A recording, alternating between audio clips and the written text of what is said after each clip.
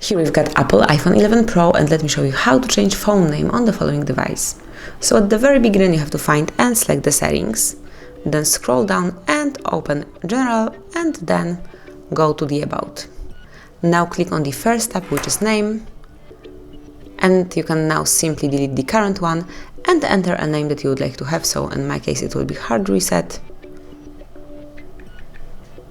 Click on Done, and that's it. As you can see, the device's name has been changed, so your iPhone 11 Pro now has Hard Reset name in my case. So that would be all. So you can quickly and easily personalize your iPhone 11 Pro, how you can change its name. Thank you for watching, please subscribe our channel and leave the thumbs up.